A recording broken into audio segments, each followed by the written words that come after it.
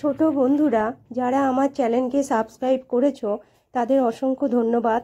আর যারা এখনও আমার চ্যানেলে সাবস্ক্রাইব করোনি তারা অবশ্যই আমার চ্যানেলকে লাইক ও সাবস্ক্রাইব করে আমার পাশে থেকো, ঠিক আছে?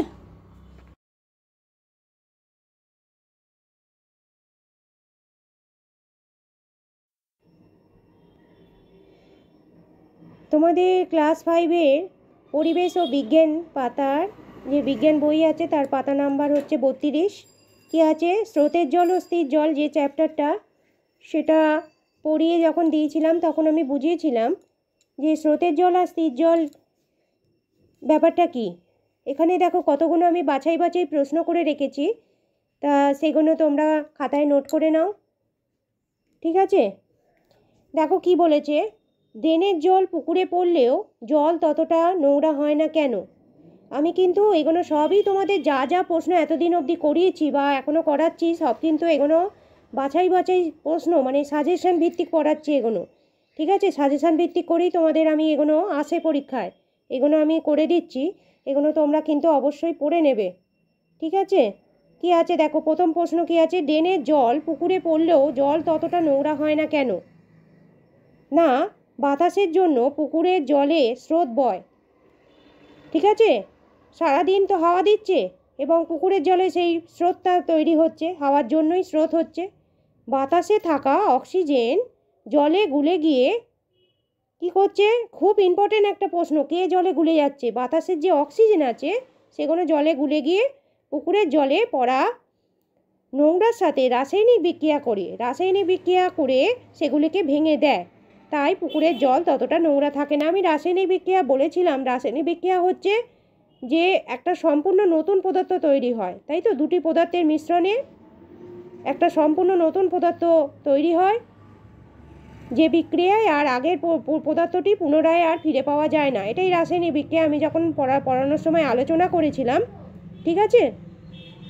রাসায়নিক বিক্রিয়া করে সেগুলো কি করছে? পুকুরের জল ততটা নোংরা হচ্ছে না, বিভিন্ন আবর্জনা পড়ছে সেগুলোর সাথে অক্সিজেন মিশে রাসায়নিক বিক্রিয়া করে সেগুলোকে ভেঙে দেয়, তাই পুকুরের জল ততটা নোংরা থাকে না।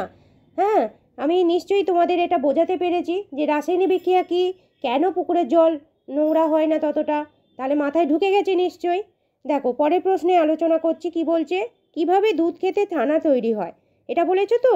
তাহলে কি হবে দেখো, হবে যে দুধের সঙ্গে লেবু দিলে, সেটাও ঠিক এই রাসায়নিক বিক্রিয়া। দুধে যখন আমি লেবু দিচ্ছি, তা লেবু দিলে আমার কি হচ্ছে? দুধ ছানায় পরিণত হচ্ছে, এটাও একটা এক ধরনের রাসায়নিক বিক্রিয়া। আমি তো আর দুধটাকে ফিরে পাবো না, দুধটা তো থেকে ছানাটা পাবো আমরা। তাহলে লেবু দিলে কি হচ্ছে? দুধটা থেকে ছানা তৈরি হচ্ছে, এটাও কিন্তু এক রকমের রাসায়নিক বিক্রিয়া। যদি বলে রাসায়নিক বিক্রিয়া কয়েকটি উদাহরণ দাও, তখন কিন্তু তোমরা এই দুধের মধ্যে লেবু রস দিলে ছানা তৈরি হয়, এটা কিন্তু একটা রাসায়নিক বিক্রিয়ার উদাহরণ দেবে, ঠিক আছে? তারপরে দেখো, পড়ানোর সময় আমি ভালো করে ডিটেলসে সব বুঝিয়ে দিয়েছিলাম। পরের প্রশ্ন কি আছে, কিভাবে কাপড়ের দাগ উঠে যায়, ঠিক আছে? কিভাবে কাপড়ের দাগ উঠে যায়, এটা পরের প্রশ্ন। তাহলে উত্তর কি হবে? না, কাপড় বা জামার দাগে যদি লেবুর রস দেওয়া হয়, একই ব্যাপার, দাগের সাথে লেবুর রসটা রাসায়নিক বিক্রিয়া করছে, রাসায়নিক বিক্রিয়া করে সেই দাগটাকে উঠিয়ে দিচ্ছে, ঠিক আছে? পুনরায় আর আমি সেই আগের পদার্থটা ফিরে পাচ্ছি না, সেটাও একটা হবে রাসায়নিক বিক্রিয়ার উদাহরণ। জামার দাগ এইভাবে লেবুর রস দিলে উঠে যায়। হ্যাঁ, পরের প্রশ্ন কি আছে দেখো, পরের প্রশ্ন আছে যে জলের স্রোত দেখে কি বোঝা যাবে? পরের প্রশ্ন, জলের স্রোত দেখে আমরা কি বুঝতে পারবো? না, জলের স্রোত দেখে আমরা বুঝতে পারবো যে জমি কোথাও উঁচু আর কোথায় নিচু, সেটা আমরা দেখে বুঝতে পারবো। কেন? সবসময় জলের ধর্ম হচ্ছে কোনো উঁচু জায়গা থেকে নিচুর জায়গার দিকে যাওয়া, ঠিক আছে? আমি বাছাই করে তোমাদের এটা বুঝিয়ে দিলাম, রাসায়নিক বিক্রিয়া সম্পর্কে বুঝিয়ে দিলাম। নিশ্চয়ই এগুলো ভালো করে বুঝতে পেরেছো। হ্যাঁ, এগুলো খাতায় তোমরা অবশ্যই নোট করে নেবে, আমি তোমাদের আবার নেক্সট ভিডিওতে আবার তোমাদের করে দেবো, সব প্রশ্ন উত্তর পড়া সব দেখিয়ে দেবো, করে দেবো। তোমরা আমার চ্যানেলের পাশে থেকে লাইক আর সাবস্ক্রাইব ও শেয়ার করে আমাকে উৎসাহিত করবে, ঠিক আছে?